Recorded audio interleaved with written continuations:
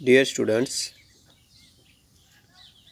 this is our second lesson, the Indian Parliament, and in the last video we learned about Lok Sabha, and in it we also learn in Lok Sabha is the first house of the Indian Parliament, and the members of Lok Sabha are elected by the people, and it is also known as the first house.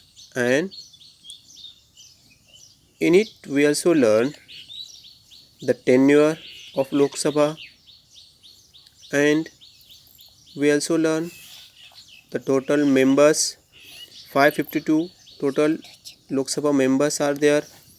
On today's date, only 545 members are there in Lok Sabha, and out of 545, 543 members are elected by the people, and 2 members,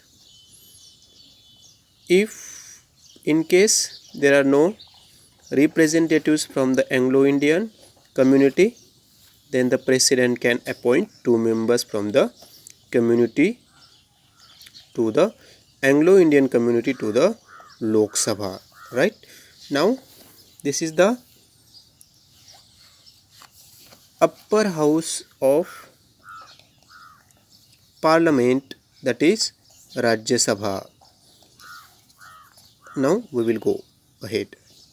Rajya Sabha, the upper and the second house of the Parliament.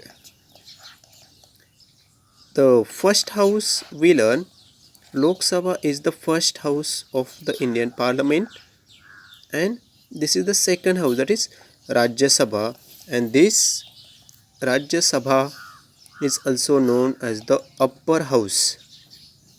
The member of Rajya Sabha are indirectly elected, and here we learn that the members of Lok Sabha are directly elected by the people, but in Rajya Sabha the members of Rajya Sabha are indirectly elected, means we the common people never gives the votes for members of Rajya Sabha, they are elected indirectly.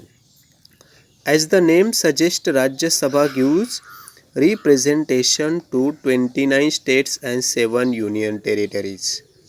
Now here we should do the correction one, 28 states and 9 union territories, right? And these numbers of Rajya Sabha works as representatives of the constituent states. Here we should learn about the representation or the members or the representatives of Rajya Sabha. They are elected from 28 states and 9 union territories, and the members of Rajya Sabha works as representatives of the constituent states, right? Like the Lok Sabha only we learn, in Lok Sabha the members or seats are depend on the population. Same like in Rajya Sabha also the seats are depend on the population of the particular constituent states or of the constituent of the particular state. Now here the total members of Rajya Sabha is 250 members.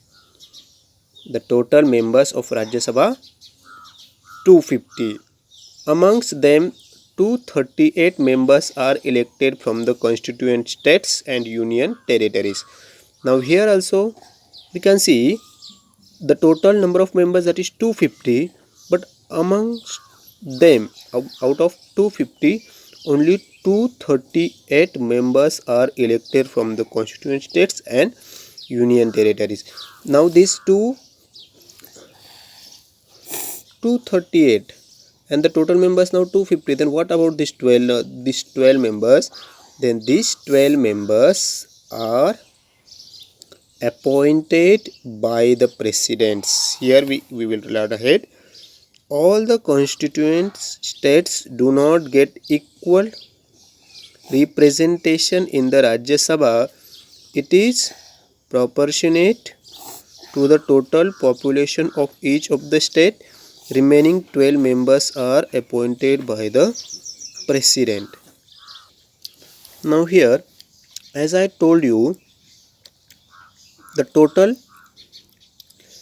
members of the Rajya Sabha 250 are there.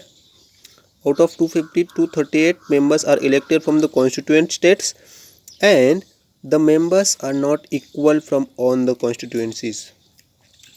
That is also depend, it is proportionate to the total population of each of the state, and remaining 12 are appointed by the president.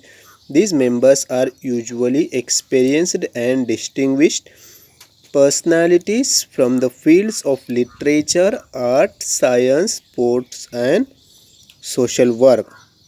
The members of Rajya Sabha are elected through the system of proportional representation. Now here it is important for us that though the remaining 12 members are elected by the president or appointed by the president, then also he can't appoint to any of the person that he like.